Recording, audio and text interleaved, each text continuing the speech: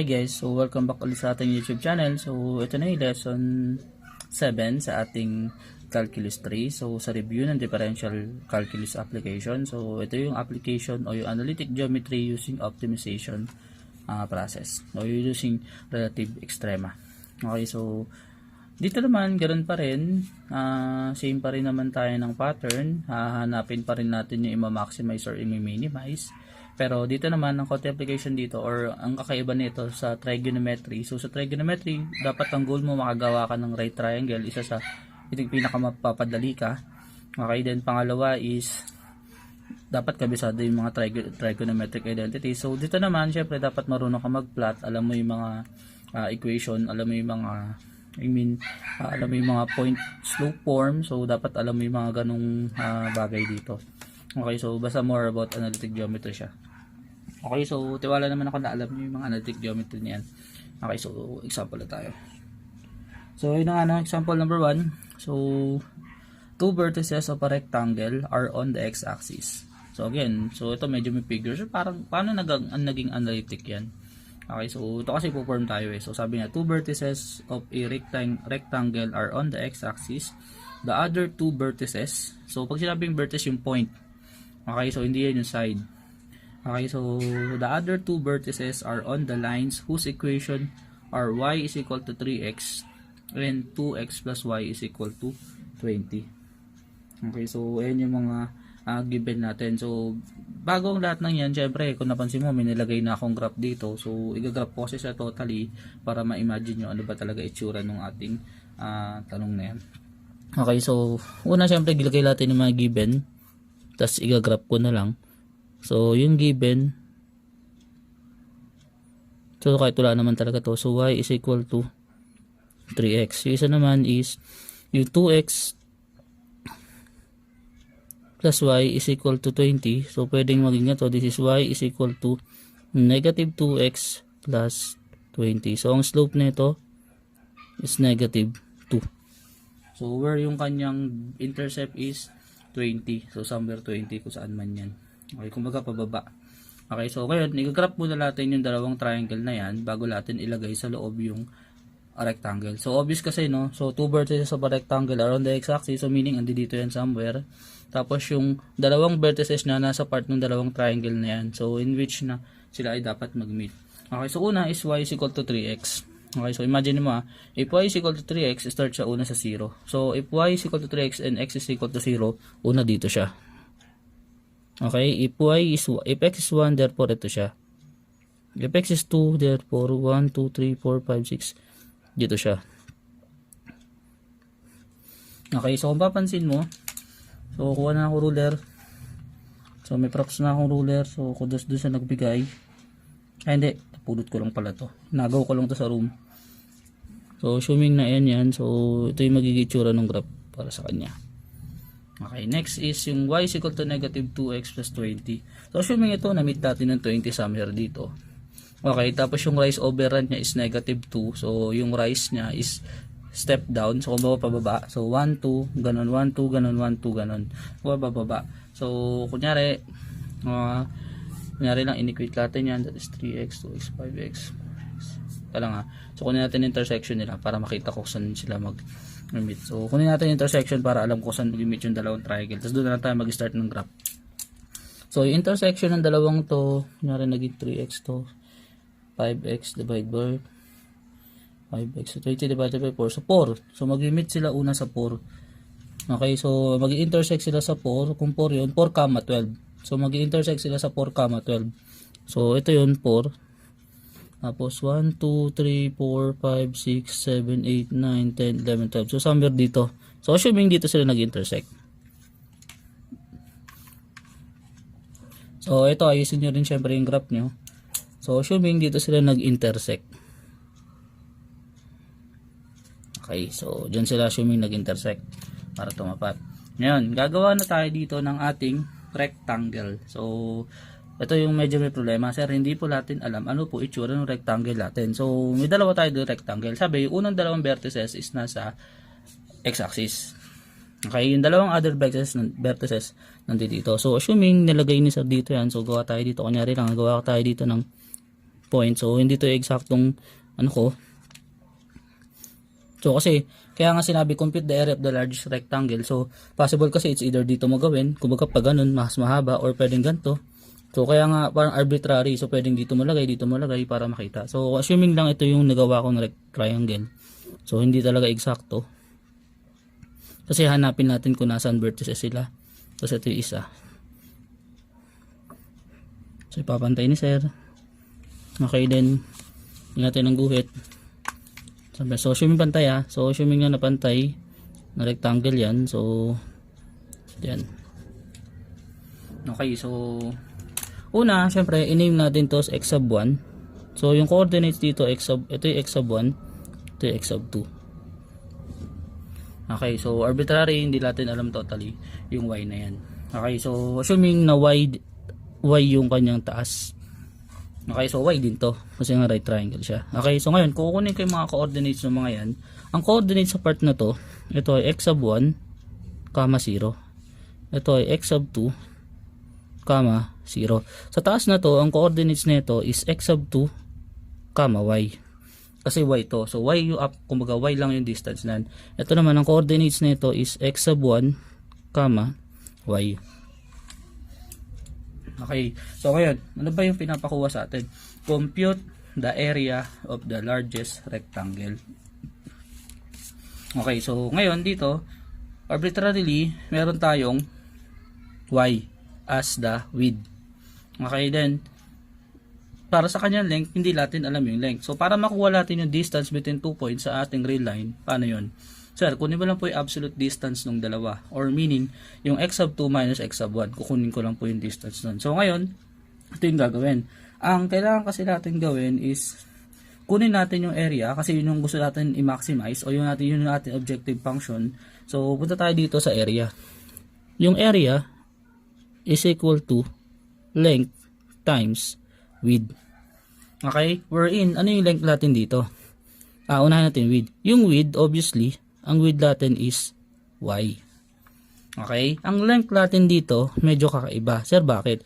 Arbitrarily, that is x sub 2, from x sub 1 to x sub 2. So, dahil from x sub 1 to x sub 2, so sir, pwede mo bilangin. Hindi ko pwede bilangin. Again, arbitrary yan eh. So, sabi ko, pwede mo nga ibahin yung drawing eh. Pwedeng mas malaki kasi yung triangle mo kaysa ganun. Okay? So, kumbaga, random lang yung triangle, yung rectangle na yan, I mean. Nalagay ko. So, assuming na yung distance na nakuha natin is x sub 2 minus x sub 1. So, ayan yung length natin. Okay, so, substitute natin siya doon. So, therefore, this is just equal sa length is equal to, area ng rectangle is length times width. So, that is x sub 2 minus x sub 1 times y. Okay, ngayon, may isa pa tayong problema. Sir, ano po yung value ng x sub 2 saka x sub 1? Okay, so pansinin nyo. Saan tumama yung x sub 2? Tumama yung x sub 2 sa graph na 2x plus y is equal to 20. So meaning, dito natin kukunin sa x sub 2 sa part na to. So sa part na to, kukunin natin sa x sub 2. So transpose mo lang. So mangyari, that is 2x sub 2 is equal to 20 minus y. Or simply, x sub 2 is equal to 20 minus y over 2. Para dyan. Next, x sub 1 dito tumama, kay y is equal to 3x. So therefore, x sub 1 is just equal sa y over 3. Tama. So, ayan yung ating gagawin. So, substitute natin yung mga part na yan dito. So, this is just equal sa 8 or sa a is equal to x sub 2. What is x sub 2? That is 20 minus y over 2. Then minus y over 3 multiplied by y. Okay, then simplify muna natin yan bago natin i-differentiate. Okay, so para mapadali tayo. So, paano natin simplify yan? So, sir, simplify natin sa loob na fraction. So, subtraction yan. So, pareha sila ang LCD nila is 6. Okay, so cross multiply na lang 3 times 20, that is 60 minus 3y. Then 2 times negative y, this is negative 2y all over 6 multiplied by y. Okay, then I think ilabas ko na lang yung 6 na yan. So that is a is equal to 1 over 6 multiplied by 60 minus 3y minus 2y, that is 60 minus 5y times y. Okay, then multiply pa natin. So that is a is equal to 1 over 60 o 1 over 6 times 60y minus 5y square. Okay, ngayon, anong gagawin natin? I-differentiate natin siya. So, sir, ano po yung independent variable dito? So, in this case, ang independent variable natin is y. Again, in this case, ang independent variable natin is y. Kasi ang gara naman, sir, i-differentiate ko po siya with respect sa x. Ano mangyayari? Ang mangyayari is 0 to, tapos puro y prime. Kaso wala tayong in relation na iba. Kumbaga, walang ibang equation na i-equate natin ng y prime. So, pag ganun nangyari, pwede mong gawin is since variable na lang natin si y, gawin natin siya independent, tapos i-differentiate natin siya with respect sa y. So, meaning this is dA with respect sa y is equal to 1 over 6 pa rin. Then, derivative ng 60y is 60. Derivative ng negative 5y is 10y. Okay, then equate natin to sa 0. So, therefore, this is 0 is equal to 1 over 6. So, yun yung purpose ko. Kaya ako siya nilabas. Minus 10y. Multiply ko yun. So, therefore, this is just 0 is equal to 60 minus 10y. Or simply, 10y is equal to 60. Or simply, y is equal to 6. Okay, so meron tayong 6 units para sa y. So, ang kailangan natin hanapin is yung x sub 2 saka x sub 1. Yung value na x sub 2 saka value na x sub 1. Para mahanap natin o makompute natin yung compute the largest area or area of the largest rectangle. So, ito yung formula natin totally. So, x sub 2, ano yung formula ng x sub 2? Gamitin natin to. So, x sub 2 is equal sa 20 minus 6 over 2 or that is simply 7. Okay, x sub 1 is equal sa 6 over 3 or that is simply 2. Okay, so therefore, what is the largest area? So, lagay ko nun dito. The largest area is equal to 7 minus 2. Okay, kasi yan ay x sub 2 minus x sub 1 times y. Then y is equal to 6. So, area is just equal sa 7 minus 2 is 5 times 6, that is 30. Okay, since area yung pinag-uusapan at wala naman tayong units at ito ay 30 square units. Okay, so therefore, ito yung largest area na pwede nating ma-form. Again, yung drawing ko dito is arbitrary. So, pwede mo kasing ibahin yung rectangle. Actually, pwede nga maging ganito itsura ng rectangle mo. So, assuming lang, pwede maging ganito itsura ng rectangle mo. So, arbitrary kasi talaga siya totally. Okay, so, yan yung ating example, number 1. Okay, so, for number 2 ng ating analytic geometry, so, what is the minimum vertical distance between the parabolas x is equal to y squared and y is equal to 1 plus x squared. So, ito na naman. So, tandaan mo, kung naalala mo kung paano mag-graph, na ituro sa inyo yan. So, ito may mga phase shift lang dito. Or, so, kung napansin mo, whenever x is equal to y squared, that is opening to the left or opening to the right. So, dahil positive, opening to the left siya. Tapos, nasa origin yung center. Ito naman, opening upward. Okay, then, nakashift lang siya ng 1. So, plus 1, kumbaga dagdag lang na konti. Umangat lang siya ng konti. Okay, so, pag dinrap, so, hindi ko na sinasabi totally kung paano siya i-graph. Kayo na din bahala mag-discover. So, di na rin ako gumamit ng iba pang ano. Kasi nga, p-shift lang siya talaga totally. So, again, yung graph ng x is equal to y squared ito.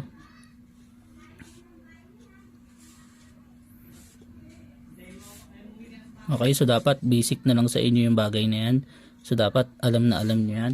Next is yung graph ng y is equal to 1 plus x squared. So, kung x squared siya ay opening upward dahil plus 1, meaning angat siya konti. So, meaning somewhere nandito. So, somewhere nandito. So, angat siya.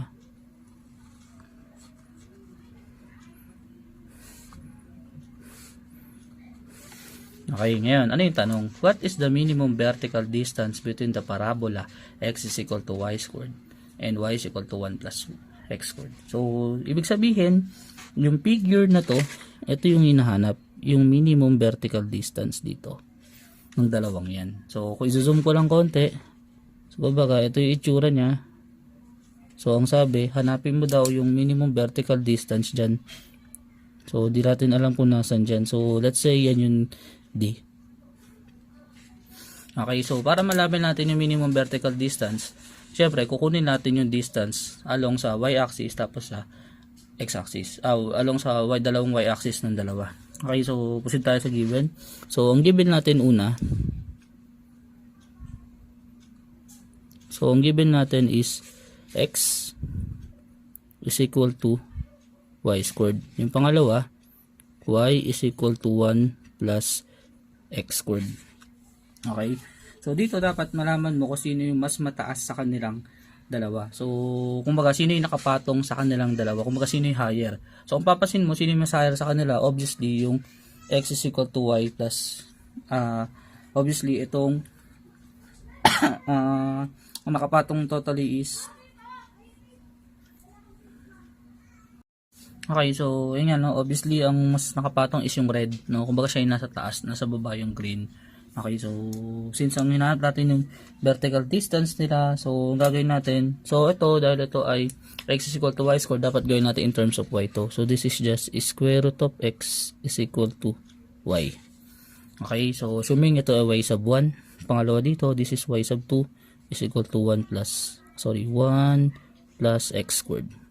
Okay, so para sa ating objective function, d is just equal sa y sub 2 minus y sub 1. Kasi nga hinahanap natin yung vertical distance. Okay, so therefore, d is just equal sa y sub 2, that is 1 plus x squared minus square root of x. Okay, then differentiate with respect sa x. So this is derivative of d with respect sa x is equal to 0 to, then plus 2x minus derivative ng square root of x is 1 over 2 square root of x. Okay, next equate natin to by 0. So this is 0 is equal to 2x minus 1 over 2 square root of x. Then transpose na lang. So this is 1 over 2 square root of x is equal to 2x. So anong gagawin dyan? So square na lang natin both side para makancel yung square root doon. So this is 1 over 4x. So again, in square ko, 1 over 4x is equal to 4x squared. Okay, then syempre, simplify natin siya further. So I guess that is 1 over, so pag sinimplify natin, so tira natin x sa isang side. So this is 1 over 16 is equal to x cubed. Tama, no? So 1 over 16 is equal to x cubed. Then syempre kunin natin yung cube root. So this is just cube root ng 1 over 16 is equal to x. Okay, then cube root ng 16 is just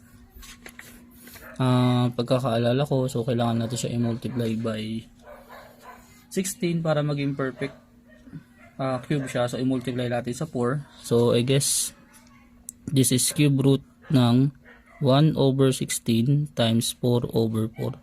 So ni-rationalize ko lang is equal to x. So this is just cube root of 4 over 4 is equal to x. Okay. Ayan, ano yung tanong? Ang tanong is find the minimum vertical distance. Since d yung gagamitin natin, ito yung formula, ito yung x, ito yung formula na gagamitin natin. So, yung d, so red ko na, green ko na lang. So this is just d is just equal sa 1 plus x squared minus square root of x, or simply that is d 1 plus this is cube root of 4 over 4, then naka square minus square root ng cube root of 4 over 4. So ito medyo, sir, paano namin gagawin yan? So ito, meron ka namang calculus, complete na lang natin siya using calculator. So this is 1 plus, ito ay naka square, no? So this is cube root of 4 over 4, then naka raise sa 2. Okay, then minus this is square root.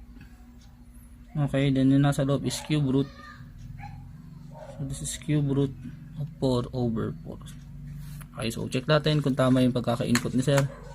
So that is 1 plus cube root of 4 over 4 square minus square root ng cube root of 4 over 4. Okay, so therefore that is 0.58. So yun yung minimum distance nilang dalawa.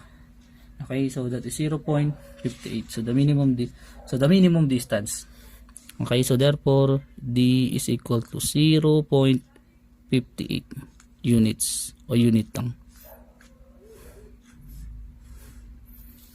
Okay, so may impact, sir. Paano po pag pinlas? Pag pinlas mo, syempre maximum distance yung kinukuha mo. So ito siguro yung medyo ko parang at least nakakita tayo ng paano ano pinagkaiba ng maximum sa minimum. So at least ito kunyari ginawa mo siyang plus, meaning kinukuha mo na yung pinaka possible na mas malaki. So kung kukumpitin mo yung maximum distance nila, ang sagot is 3.84. Okay, so dahil minimum 0.58 tayo. So at least mababa siya. So that's all in this video. So hoping na panoorin mo yung next lesson natin. So next lesson natin is optimization process using yung plane geometry or true plane geometry.